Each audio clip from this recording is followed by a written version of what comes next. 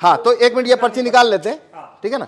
हाँ अब हमारे पास अभी, हाँ अब आप देखिए पहले से अंदर कोई वोट नहीं है। कोई नहीं। एक मिनट में इसको भी शो रिजल्ट को 0 कर दूं। अभी एप्पल को वोट दिया था एक हमने, तो टोटल वोट 1 हो गया।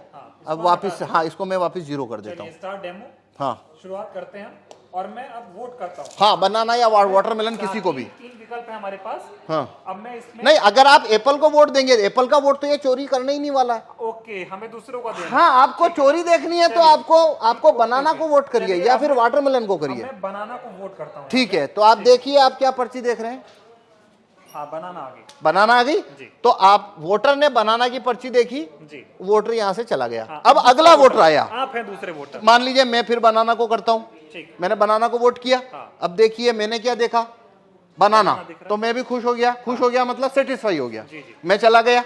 अब मान लीजिए आप आए, आप फिर से बनाना को वोट करिए। मान लीजिए मैं फिर से बनाना को वोट कर देता अब देखिए आप क्या देख रहे हैं यहाँ पे, हूँ। बनाना देख पा रहा हूँ। बनाना देख रहे हैं, तो आप सेटिस्फाई हो गए। हाँ। आप भी चले गए। तो हमने 3 वोट कर दिए। 3 वोट कर दिए। ये बनाना बनाना बनाना, एक वोट और कर लेते हैं। ये मान लीजिए मैं अब वापस बनाना को वोट कर रहा हूं। ठीक है। तो ये मैंने बनाना को वोट किया, फिर मैंने देखा सिंबल बनाना। हाँ। ठीक है, 4 वोट किए। 4 वोट किए हैं, चारों बनाना को। चारों बनाना को। तो अंदर से एप्पल का, अब पहले इलेक्ट्रॉनिक वोट देखते हैं। देखिए आइए, हाँ, तो ये शो रिजल्ट कर रहा हूं अब मैं। जी। ये शो रिजल्ट, तो टोटल वोट कितना हुआ है? 4 वोट हुए हमारे। अब एप्पल को कितना मिला? 3 मिला हुआ है। कौन जीता यहाँ?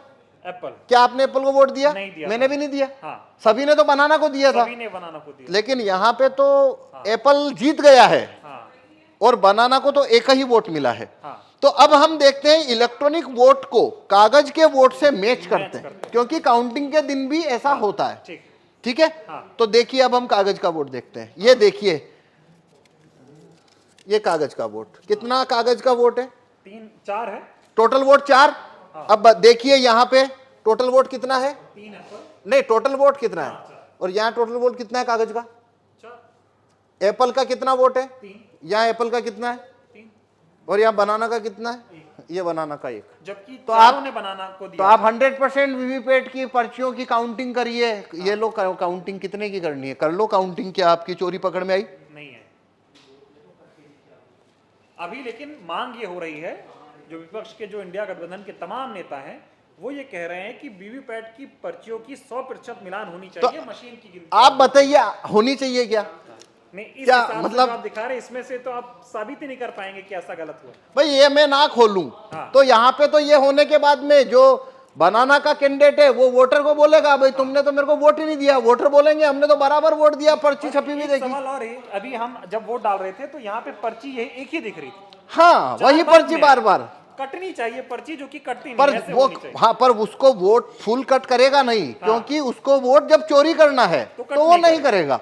हाँ, क्योंकि वो फिर पर्ची वहीं दिखती रहती है। हाँ हाँ हाँ, ये सारा खेल है। हाँ ये सारा खेल है। और ये इसको जिस सीट के ऊपर आपको वोट जितना चोरी करना है वैसा उसमें कमांड आप भेज दीजिए तो वैसा होना शुरू हो जाएगा। कुल मिला के ये साबित होता है कि ईवीएम को आसानी से हैक किया जा सकता है। आसानी से इसमें वोट चोरी हो सकते हैं और वो कभी पकड़ में नहीं आएंगे, क्योंकि यदि मैं ये खोल के ना दिखाऊं तो आप कभी नहीं, ये साबित नहीं हो सकता कि वोट चोरी हुआ है। चुनाव आयोग खोलने देगा नहीं आपको? तो नहीं, चुनाव आयोग तो छूने ना देता। हाँ।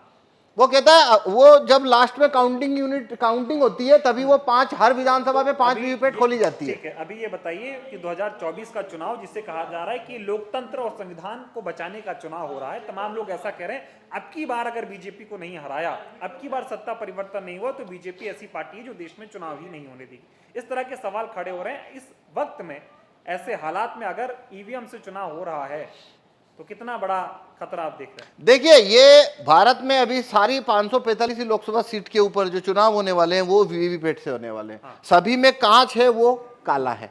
सभी में लाइट की अवधि 7 सेकंड है। तो मतलब ये अभी जो चुनाव है वोट ईवीएम से चुनाव कराना, उसका कोई मतलब ही नहीं बनता। कोई मतलब कोई भी मतलब नहीं उसमें बनता। जितना धांधली करना है उतना हो सकता है। 5 सीट करो चाहे 50 सीट करो चाहे 100 सीट धांधली करो, और वो कभी पकड़ में नहीं आएगा। इसीलिए हम ये, भाई आपने, अगर मैं ना गेट खोलूं आपको पकड़ में आ रहा है?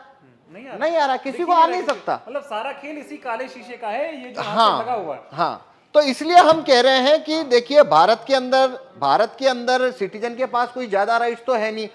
वोट वापसी के कानून, राइट टू रिकॉल भारत के लोगों के पास नहीं है। जूरी में आने की पावर नहीं है। और रेफरेंडम पावर, भारत में रेफरेंडम का पावर नहीं है। एक ही सिर्फ सिटीजन के हाथ में केवल एक ही लाठी है मताधिकार। और वो है वोट देने का कानून। बस इतना सही तो है, न तो वोट वापस लेने का कानून है, न जुरी में आने का कानून है, ये सब तो है नहीं। अब वो एक ही तो कानून है जो सिटीजन की तरफ है, और उसको भी ईवीएम ने उसको भी मतलब डाउटफुल कर दिया। अब तो देखिए ये एक अलग बात है, वो तो एक लेबल होता है लोकतंत्र खतरे में है। भाई यहाँ वोटिंग खतरे में साफ दिख रही है। अब अगर लोकतंत्र जो भी होता है क्या होता है वो एक अलग बहस है कि आप लोकतंत्र किसे कहते हो, पर यहाँ भारत में जो भी है रूलिंग क्लास के पास सब कुछ है, वोटर के पास तो वोटिंग है, और ये वोटिंग जो है वो पूरी तरह से संदेह के घेरे में आ जाती है। तो पूरा लोकतंत्र ही जैसे आपको वो संदेह के घेरे में आ जाता है। तो मेरे से आप पूछो तो 2024 की में जितनी भी पार्टियां, रिकॉग्नाइज पार्टियां जो कि चुनाव लड़ रही है, या वो उन्होंने ये मुद्दा ही गलत उठाया कि भाई 2024 के बाद में यहाँ पे चुनाव ही नहीं होंगे। भाई अभी कहाँ हो रहे हैं?